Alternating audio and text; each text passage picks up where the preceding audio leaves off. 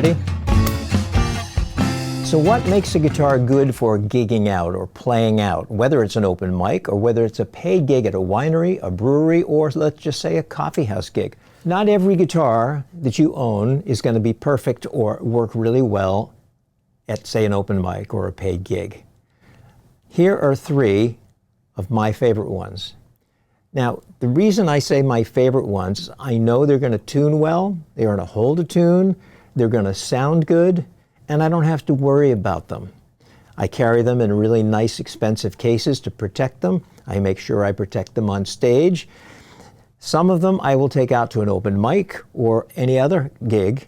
Some of them I won't. This one is my Avian guitar, A-V-I-A-N. It's made in China, designed by Harry Fleischman, who's a boutique builder out of California.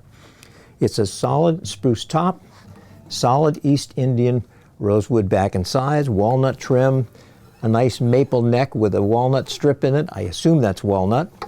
25.5-inch scale lengths, 1 11/16 nut width. Decent tuners. They tune really well. They hold a tune. This nice see-through headstock, which I just thought it was cool, but it's actually an A if you look at it. Nice guitar. It does have a B-band pickup system in it, and the only thing I use this for is because it has a tuner in it, which actually is fairly accurate. It's not perfectly accurate, but it's fairly good. I install in all of my guitars K&K Pure Western Mini pickups, which are wonderful for the acoustic musician. As nice as they are, they don't work really well if you're in a band situation because they're sort of like a microphone and they will feed back. But for normal acoustic performances, they are excellent. All the really high-end fingerstyle virtuosos use K&K Pure Western Mini pickups, and sometimes their whole hybrid system with an internal mic and so forth. So why is a guitar good for gigging? Well, it's comfortable to play. You don't have to worry about tuning it or it staying in tune, or if it does go out of tune due to humidity or heat, or maybe you bump it or something, or you have to change the tuning, it will tune quickly to where you need it to be. So this is one of mine.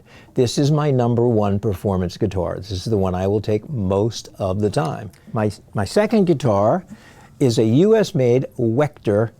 It's a double cutaway dreadnought guitar. This is, or was, my #1 gigging guitar until I got the Avian, and I still use this. I will tend to use this one more for like outdoor gigs where it might be kind of loud. I don't worry about this guitar so much as I do about the Avian. It's a little heavier, which surprised me. It's solid Sitka spruce top with solid maple back and sides, nice curly maple trim on it, 25.5-inch scale length, 1 11/16 nut width, which is what Martin Dreadnoughts were for the longest time. Now you can get them that way in their, what do they call them, their historic series or something like that. But most of them nowadays come in 1 3/4 inch. But anyway, decent tuners, works nicely. Good guitar. It has 2 pickup systems in it. It has a Fishman prefix, which it came with, which I left in the guitar, even though I added a K&K Pure Western Mini. As you can tell, there are 2 end pins in here. The lower one is the K&K. This is the Fishman. I never use it. But the reason I set it up that way was so that I could run the Fishman through effects and play the K&K straight and have more fun with, trying to come up with cool sounds. It was a pain in the butt, so I didn't do it. But anyway, great guitar. This one I will play out, but not as often. This is my Marlar Dreamcatcher. I own 2 of them. This is the all-solid Koa. Beautiful front with the sapwood. Same on the rear. 25.5-inch scale length. My custom palm tree inlay that Mike did for me. Mike's no longer with us. He passed away at the age of 49 from a heart attack. Great guitar. This is a 25.5-inch scale length as well, but it has 1 3/4-inch nut width. Now, at the time I ordered this guitar, I was tuning my guitars down a half step.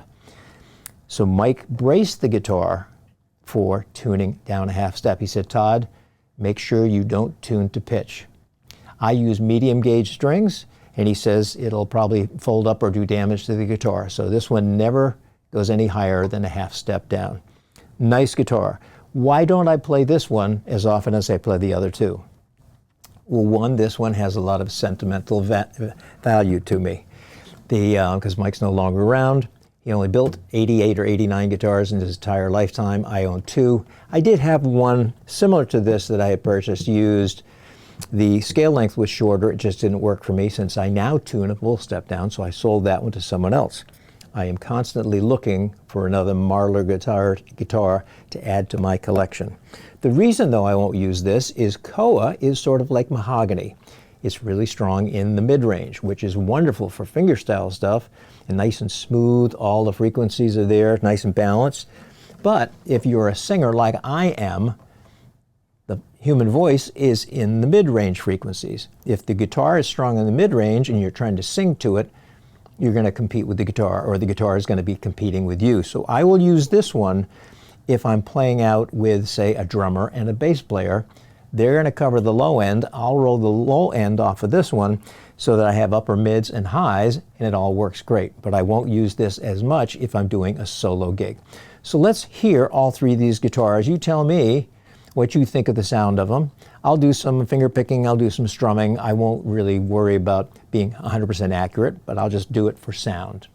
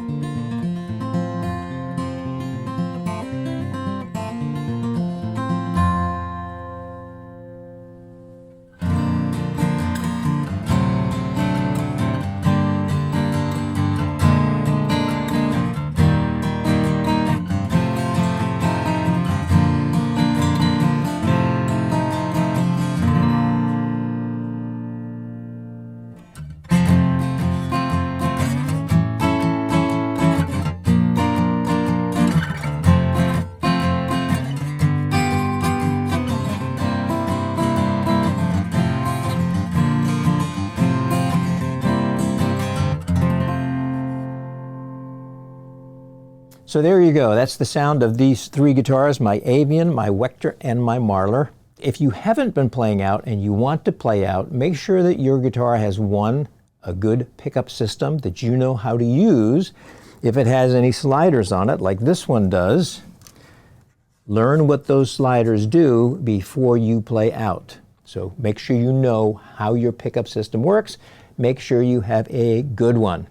I highly recommend K&K Pure Western Mini pickups. They're passive, you don't need a battery, you just plug it in and go. It's great. Anyways, make sure you have fresh strings or fairly fresh strings. I use Elixir's Nano Webs. Make sure you get good strings. The reason I use coated strings, you don't get as much string noise with a coated string, Elixir or the new D'Addario XS strings, than you do with some of the unwound strings. Make sure that you've had your guitar set up so that it plays in tune and it's comfortable to play. And choose a guitar that is comfortable for you to play, and I mean in body size. If you're a smaller stature person and you own a guitar at home that's a big dreadnought, playing out for 3 hours with your elbows and your shoulder way up like this may be fairly uncomfortable. So it might be a good idea to look into an OM or a double O or something like that so that you can be comfortable while you're playing it. Thanks so much for watching, and have fun playing your guitar regardless of what brand, shape, or whatever. And if you need a new one, go to your local guitar shop. We'll see you later. Bye-bye.